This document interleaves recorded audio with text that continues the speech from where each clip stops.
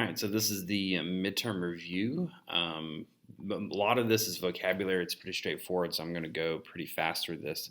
It's 100 questions, and it covers everything from what we covered at the beginning. So the physical geography elements that we talked about the first unit, second unit over human geography, third unit over the Americas, and then unit 4 over Europe.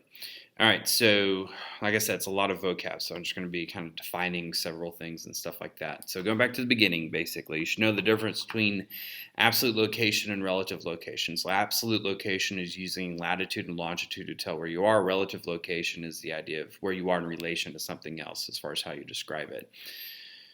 All right, and then your lines of latitude and longitude. So latitude, measure degrees north and south of the equator. Longitude is degrees east and west of the prime meridian. Make sure you know your hemisphere. So you're north of the equator, then you're in the northern hemisphere, south of the equator, southern hemisphere. If you're west of the prime meridian, you're in the western hemisphere, so on and so forth. All right, and then different types of maps. All right, so remember, a map that shows natural man-made features is a topographic map that shows you like the lay of the land. And then map projections are different ways of drawing maps to try to reduce distortion, so that way it gives you the best idea of what it actually looks like. And then, of course, a three-dimensional representation of Earth would be a globe, which is the best representation of Earth since we're round. All right, and then jumping all the way up to Europe with the EU. So we talked a lot about the EU. So again, the EU is the European Union. It's 28, or really about 27 now member countries that combine together, that have open borders, and the goal is to increase trade and movement across Europe, and basically unity and security for everyone, so they can move freely back and forth and stuff like that.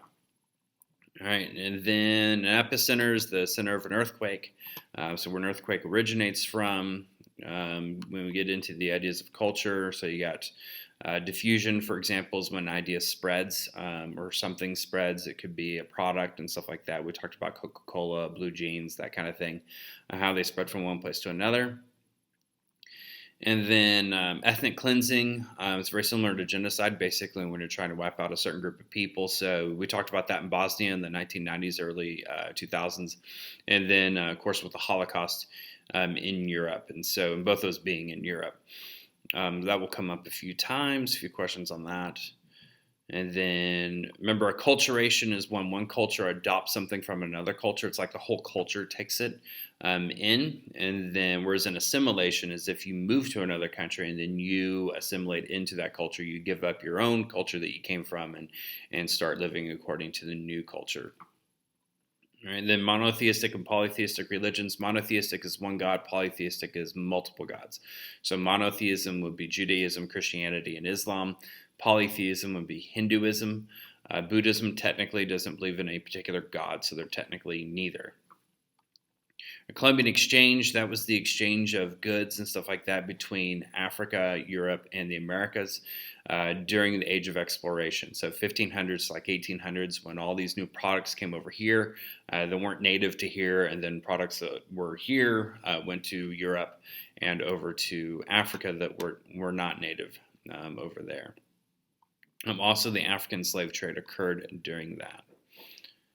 All right, then infrastructure, that's come up so many times, so you should know what that is. Remember, that is the pretty much all the stuff you need for society to function: your roads, your sewer systems, electricity, all of that kind of stuff that is necessary for society to function. And that's the key, is that it's necessary. So like an amusement park or a movie theater or something like that is not necessary. All right, then types of government. So obviously you should know what kind of government we are: representative democracy, so where the people get to vote and have a say in their government. And also keep in mind the impact that will have on economics. So usually the countries that have more freedom for the people have stronger economies, generally. Right? And then, of course, our economy there's multiple words for it. It's a free enterprise system. You could also say capitalism or a market economy. It's all the same thing, but you'll see it used you'll see all those words used. Know your different levels of economic activity: primary, secondary, tertiary, quaternary. So primary, again, is gathering natural resources, like gathering cotton or something like that. Secondary is when you add value to it. You make a t-shirt out of the cotton. Tertiary is where you actually like sell it in a store. So that's where you go to Walmart and buy it. Tertiary jobs are, all service industry. So I mentioned before how you want most of your people in your country working at the tertiary level. Then you'll have a strong economy. Quaternary are the people that basically run everything. So think CEOs, upper management, that kind of thing. All right, urban sprawl. So remember, that is when urban areas grow and they're not planned. It's unplanned growth. It's rapid. So basically, we live in that. So you have, it's car dependent. So you have a lot more pollution. It takes away, habitat for animals, that kind of thing. It just pushes out instead of building up. And then for Canada, remember, they live close to the U.S. border because it's warmer, better soil for crops. And then, of course, they can build transportation and stuff like that around there. And since they trade mainly with the United States, it makes it easier to trade. All right, going back over to Greece. So ancient Greece, remember, they're the ones that came up with democracy. So, the type of government we have came from the ancient Greeks. Go back to the rainforest. We talked about slash and burn farming. That's where they would, cut down the rainforest, burn part of it, and then farm there, which of course destroys the rainforest. And so that's one of the big reasons why it's shrinking. Permafrost, remember, that's soil that's permanently frozen. So you see that in a lot of Canada and then over in Siberia. And then the culture in Mexico, so that's a blend of cultures. You have the native cultures like the Aztec and stuff like that were there. And then also the Spanish that came in and conquered Mexico. So you're going to see a mixture of native and Spanish influences there overall in their food, languages, and stuff like that. They still have some of the native languages like Nahuatl. And then in Central America and the Caribbean, you see a little bit different of a mix as far as cultures go compared to Mexico. You see other Europeans come in. The British came in that region, so did the French. And then also slaves were brought into that area. Mexico never had slaves. And so you're going to have the African cultures come in and mix with it as well. So you have a mixture of different African cultures along with European cultures and the native cultures. All right, hurricanes in the Caribbean are really problematic because that area relies heavily on tourism. And so a hurricane coming in and wiping out an island for the most part is going to be detrimental to a country and their economy. Remember what a biome is? That's basically like a really large ecosystem. The main mountain range in South America is the Andes, goes along the west coast. You need to know where the French Canadians live, so that's Quebec. They're fiercely independent. They've tried to get independence from Canada before. All right, and then the term mestizos. Remember, mestizo is a mixture of native blood and European blood. So that's what you see in most of Latin America. Northern European plain, that's the plain in obviously Northern Europe where they do most of farming. That's where it has that really rich soil called Chernosem. It's highly rich in nutrients. All right, and then of course, as far as pollution goes, in the Americas, we produce the most carbon emission out of any country. There's a little reading you got to do. All right, then know like your different types of plate boundaries. So, convergent, divergent, transform. Convergent plates are hitting each other, makes mountains. If one subducts, then you're going to get volcanoes. And then transform, where they slide against each other, like the San Andreas. And then divergent, they're moving apart, like the trench in the Atlantic Ocean. All right, subsistence agriculture, subsistence farming. So remember, that's farming just enough to where you can feed yourself. You're not able to like sell anything really to make money. So that's people that are barely surviving. NAFTA, North American Free Trade Agreement. So that's Mexico, Canada, United States. And the goal of that was to reduce tariffs, increase trade, and ultimately to really help the Mexican economy rebound. All right, and again, you should know what democracy is and what that looks like. All right, remember also in countries where you have, like in wealthy countries, you have low birth rates. In poor countries, you have high birth rates because lack of medicine and stuff like that. There's a higher infant mortality rate. All right, and then other terms, state is a country. A nation is a group of people that share common heritage and culture and all that. Democracy, again, monarchy, king, queen ruling goes through hereditary. Communism is where you have no class, no social classes whatsoever. The goal is for everyone to be equal in all things. So that'd be like, communist Russia when it was communist, or China today. All right, west coast of the U.S., the main cities over there like L.A. and San Diego and San Francisco and stuff like that, they benefit from trade across the Pacific Ocean over to Asia, and that's one of those cities or bigger cities over there. All right, melting pot theory in the U.S., we talked about that as far as culture, how different cultures come into the U.S. and blend together into like a melting pot, so you can't really pick them out, and how they just kind of form a uniquely American culture. All right, and then protective tariffs. So a high protective tariff, for example, that's a high tax on imported goods. So a country may put in a high protective tariff in order to protect manufacturing at home. So we may put something, high protective tariff on cars from other countries to help increase car production here, or people to buy cars from here instead.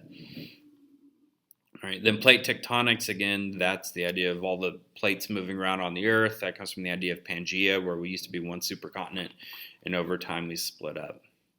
Your themes of geography: location, place, human environment interaction, movement, and region. So location is just where you are, coordinates. Place is what is the place like how would you describe Flower Mountain. Human environment interaction is what we do to survive in that environment. So you don't have water, you build a lake. It's really hot, you invent air conditioning. Movement is obviously movement, and all the different types of movement that go with that. And then region is a large region with certain characteristics that make it unique. It could be cultural, historic, things like that tie it together. All right, and then most Americans work in the service industry. Remember your terms like metropolitan area is a large city with its suburbs and exurbs. A megalopolis is many metropolitan areas that run together, like Washington, D.C., all the way up to Boston, the whole Boswash area that we talked about. St. Lawrence Seaway, that's where the Erie Canal is. That was built so that way large vessels from the Atlantic Ocean could get inland into cities along the Great Lakes like Chicago. Canada's main trading partner, of course, is the U.S., which means, and Canada's our main trading partner as well. All right, the Canadian government, their legislative body is Parliament. Remember, they have a prime minister that leads that. Whenever you do restrict educational opportunities for women in countries, and they don't have access to much education, obviously jobs, then you tend to have much higher birth rates overall, because women don't have as much access to get employed. All right, so also remember command economy and communism are the same thing. So command economy is where the government controls all production of goods and services. Everything's under government control. There is no private property in communism. And then per capita, that's on average how much money a person makes, so per capita income. Homeland Security, that was formed after 9/11, so the goal of that is to strengthen control over borders and stuff like that, fight against terrorism, that kind of thing, mainly here, looking for terrorists here, running airport security, that sort of thing. All right, then looking at Latin America as far as why you don't have a strong free market system there, or like why people can't take advantage of it, it's mainly lack of education. Like if you don't have a good education, you can't get a job. And you can't get any high-end jobs, especially if you can't even just read and write. And that's where they're at in a lot of places, is a lack of the ability to read and write. An oligarchy, that is a form of government where a few powerful people rule. That's what we saw in Latin America quite a bit for a long time. All right, then you'll see some maps and charts.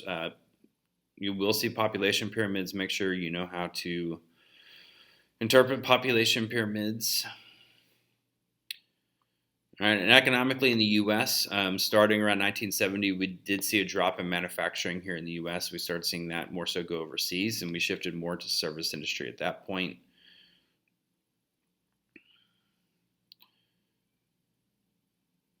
All right, and then population in the U.S., of course, we're mainly living in urban areas now, for the most part, throughout the country, less in rural areas. A few more charts. Scroll down a little bit. All right, and then Russia. So remember, most Russians live on the northern European plain, which is in western Russia. So that's over closer to the rest of Europe. We talked a little bit about the Black Death back in the 1300s and how that spread from Asia over into Europe along trade routes.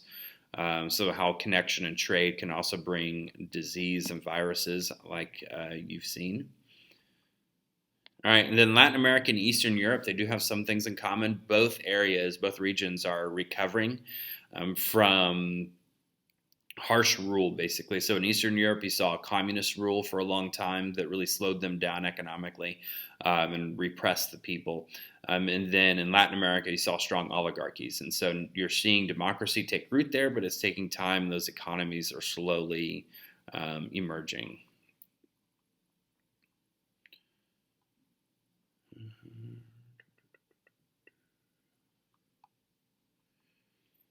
All right, then globalization, that refers to the idea of how we're more interconnected now. And so culture is kind of blending into a mass global culture because of this interconnectedness, just because of increased travel and stuff like that.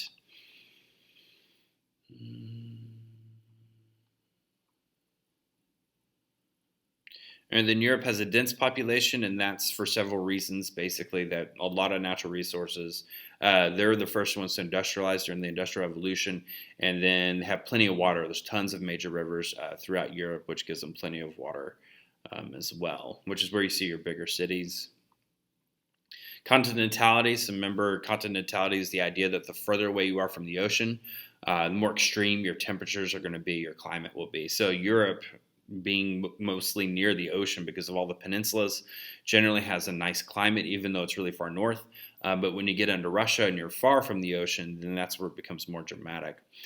Cold War was the period of time after World War II up until 1991, where the Soviet Union and the United States competed against each other over buildup of weapons, the space race, education, everything you can imagine. We basically tried to show that we were better than the other.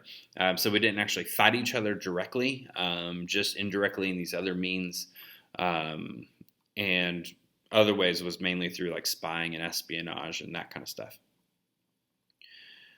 All right, so also remember again, the ethnic cleansing happened in Bosnia in the 1990s. That had to do with Yugoslavia, how that was one country, and then it broke up after World War II. And I talked about how there was a dictator there, Tito, who was really harsh.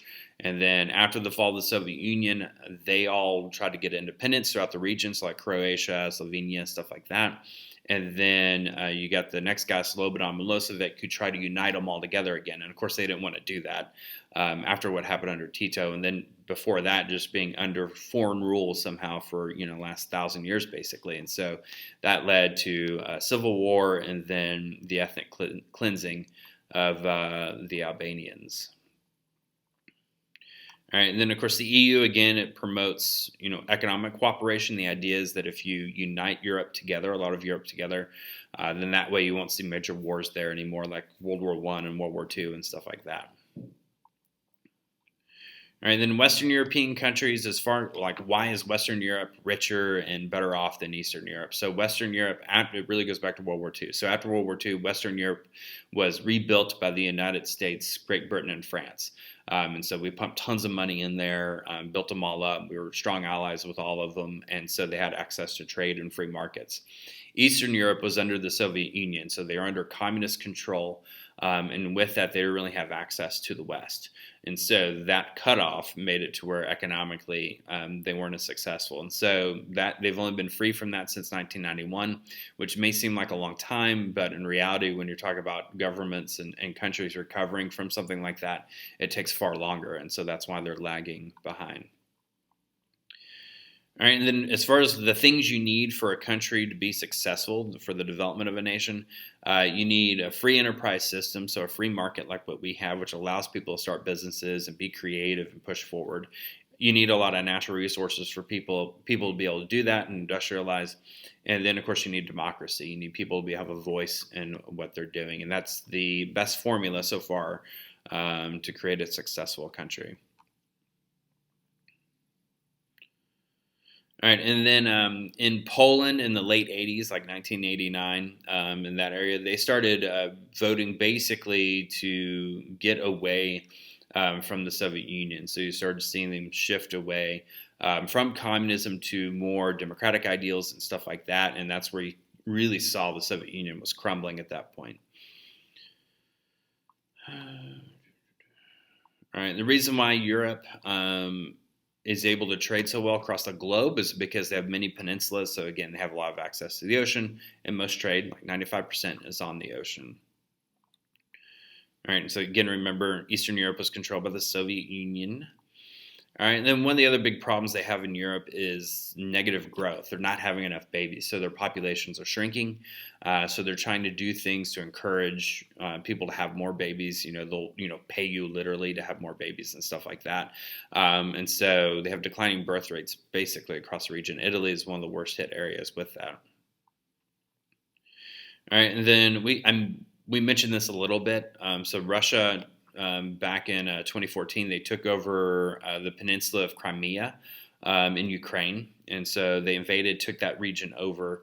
And they got that because they wanted access to a warm water port on the Black Sea. And so we talked about how the Black Sea, you have the Bosporus Strait there. And so if you can get through there, you get to the Mediterranean, it gives them access to trade. And so that's why they took that peninsula. And then nationalism, which is going to come up a few times on this test. Remember, that is... it's not just patriotism, but it's the feeling like your people are superior to other people groups, like much better than. And that's it. So again, it's a lot of vocab for the most part. You'll also see several questions that you've seen on previous tests. So some of it will look familiar. So watch that, go over the review, and you should be good.